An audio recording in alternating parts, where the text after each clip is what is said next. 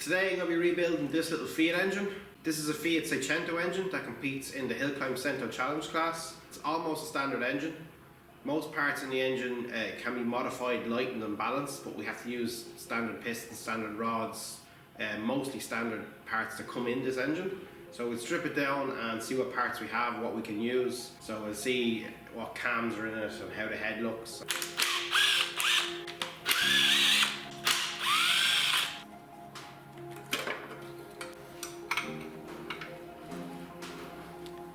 I don't know if you can see that, but the cam is marked 866. That's the cam we're allowed to use in the championship. It feels okay. I don't think it's worn, but it is a little bit pitted. But they are fairly old cam. Actually, that lobe there has a flat spot on it. I can feel it there. That's actually worn there. That's not great.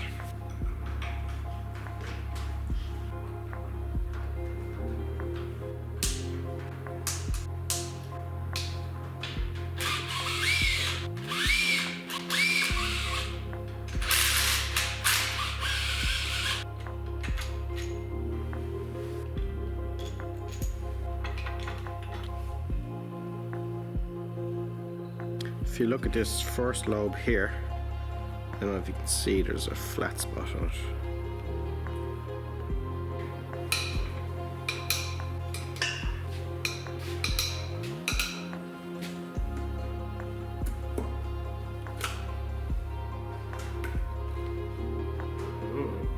There was something in here.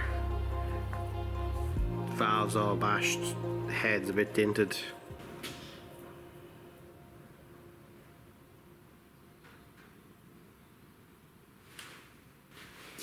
Yeah, a big lump of aluminium.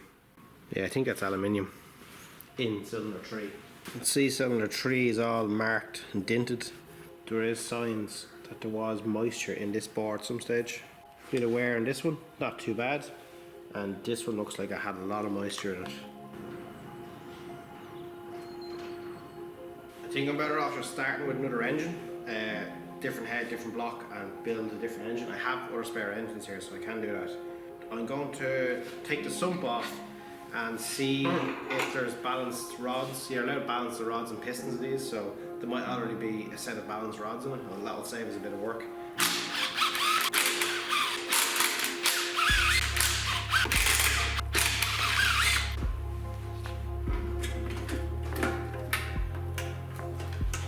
Good bit of silicone and dirt stuck in this oil pickup.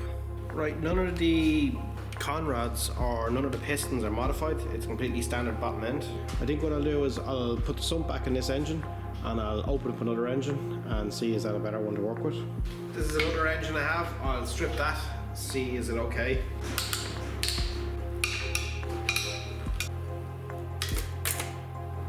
Head looks pretty good in this one. Pretty sure this is a low enough mileage engine. I'm happy enough to go with this. I think we'll rebuild this one. And when I say rebuild it, there is only certain things we can do within the regs. I'm allowed to weigh all the pistons, and whichever is the lightest piston I leave alone, and I make the 3 other pistons the same weight as it. Same with the rods and the caps. I can't rebore it, I can't put bigger pistons in, I have to use standard Fiat parts, but I'm allowed to balance them to within the lightest one in the set. So I'll find the lightest piston, make the other 3 the same weight, and the lightest rod, and make the other 3 the same weight. And that's pretty much what we're going to do.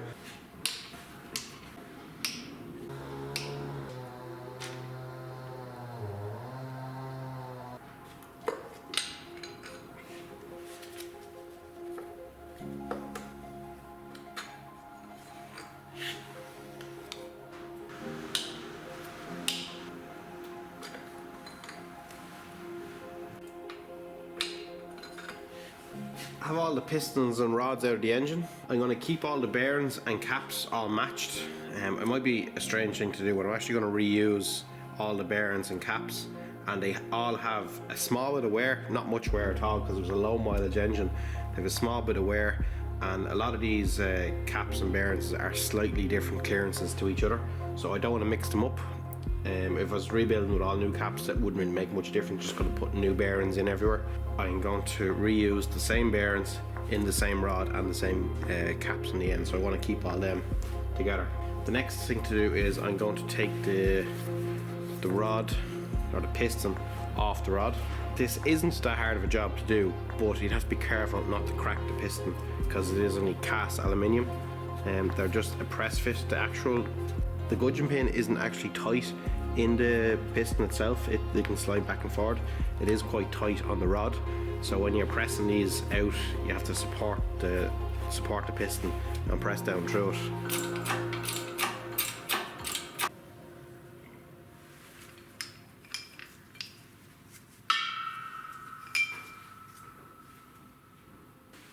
Right, I have all the pistons off all the rods and everything stripped. So I'm going to weigh all the rods and see what weight difference there is in them. 270. 270 grams.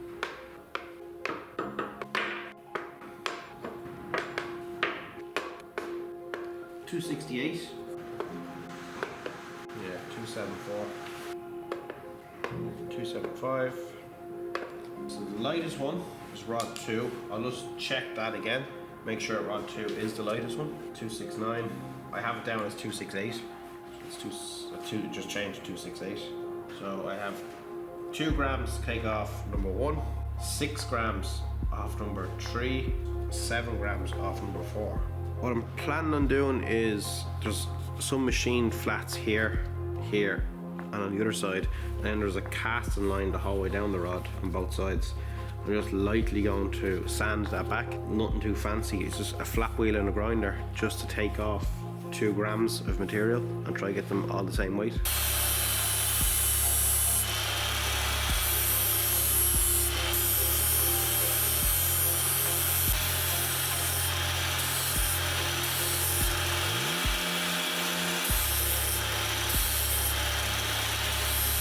So this is the first one done. That's 2 grams lighter. You can see there's still casting marks on a lot of it. It's only barely the surface gone off it. 268, 269, 268, 268, 268. That's number 3 done there now. You can't really see much casting marks on this one now. Small bit just there. That's, what's to say it's come off that? 6 grams off that.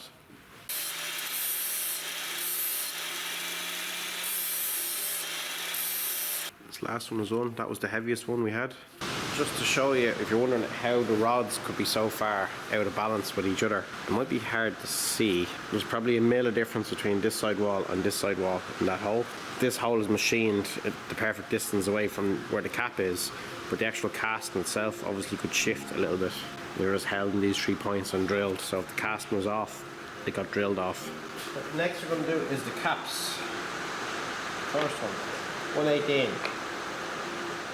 18, 18, 18, so that's 118, 121, 21, 19, 16. What I'm going to do with these is just, there's a flat machine part, well, a fairly rough machine part on the ends of them. I'm just going to sand that down and get them all the same weight. I'm not going to touch any other surface on them, just that flat part. I have all these weighed out now. I'm happy enough with them. They're all the same. I have to take a good bit off this one. This is the heaviest one. But you can see it's just the top really that's ground down. And that's the unmodified one. Right, onto the pistons now. This first one, 204. So there's 3 grams between the heaviest one and the lightest one.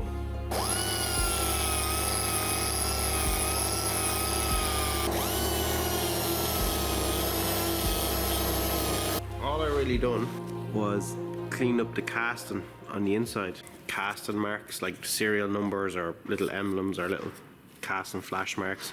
Just sort of cleaned all them down. So not really grinding deep into the skirt of it. You can still see there's casting marks in there. So the valves, I'm not really going to do anything to the valves, just clean the carbon off them.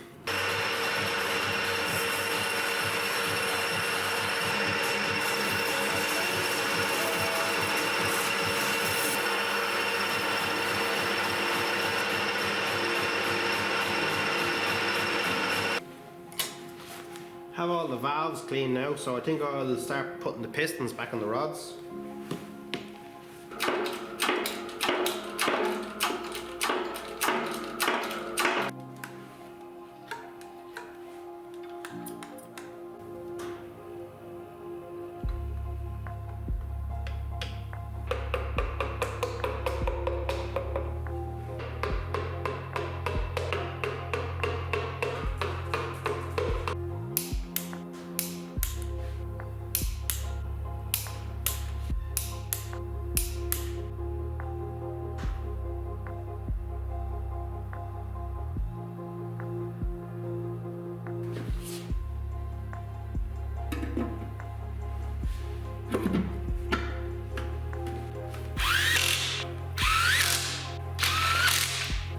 Got the head back, it was away getting skimmed. I gave it a bit of a clean. It still has loads of dirt inside it, but it's going to get more dirt before I'm finished. I'm going to give the parts a light part. This isn't a major part job, it's just more cleaning up the casting. Some of the parts are actually, the middle ones look fine, but the end ones has really rough casting in them. And the intake side as well. There's sometimes the seats don't line up perfect with the parts as well, so I'm going to try and make sure all the hard seats, that like there's a lip there where that seat meets the aluminium part, so smoothing all that out. Not necessarily changing the shape of the part or anything like that. We have to run a standard intake manifold, so you're not going to gain much flow out of the head because the intake manifold is tiny.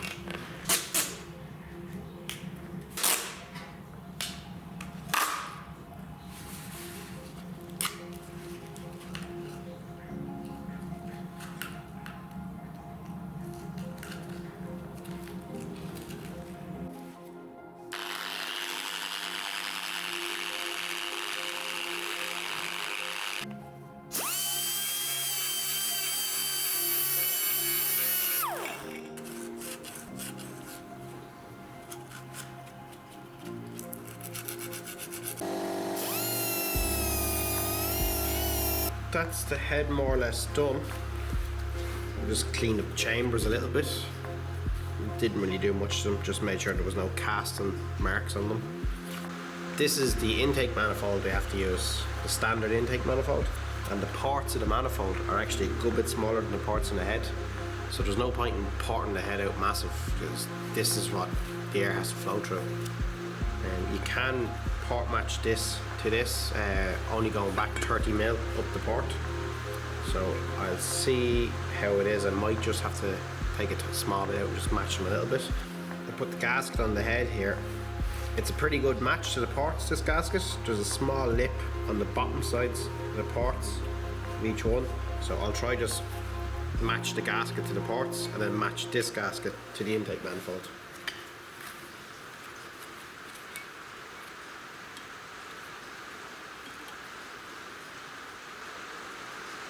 There's a fair big difference on the bottom side, I don't know if you can see that.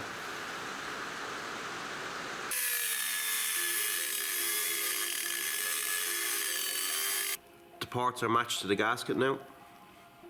I'm going to take the old valve stem seals out. That is as easy as pulling them out, although it's not very easy. I have new ones here. New ones are actually quite easy to put in, you just press them back on again. But the old ones, especially when they go all hard and brittle, they sort of break apart rather than coming out.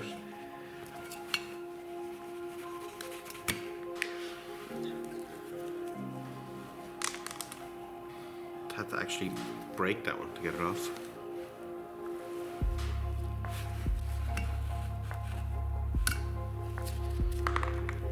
That's all the valve stems out.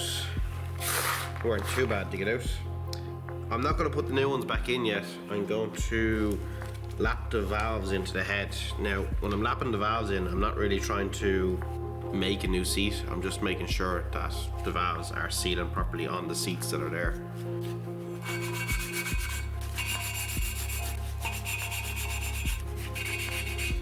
Next, I'm going to put new stem seals on, but I have to clean the whole head. There's bits of metal and grit and stuff all over the head, so before I put anything new into the head, I'm going to spend a while cleaning it, make sure all the galleries are clean, everything. That'll take a while, so I'll do that next, and then I'll start building it back together again. Next, I'm going to put on the valve oil stem seals. The easy way to put these on is a 10 socket. They actually fit perfectly inside a 10 socket, and then press them down onto it. You might be able to press them. Sometimes you might have to tap them down.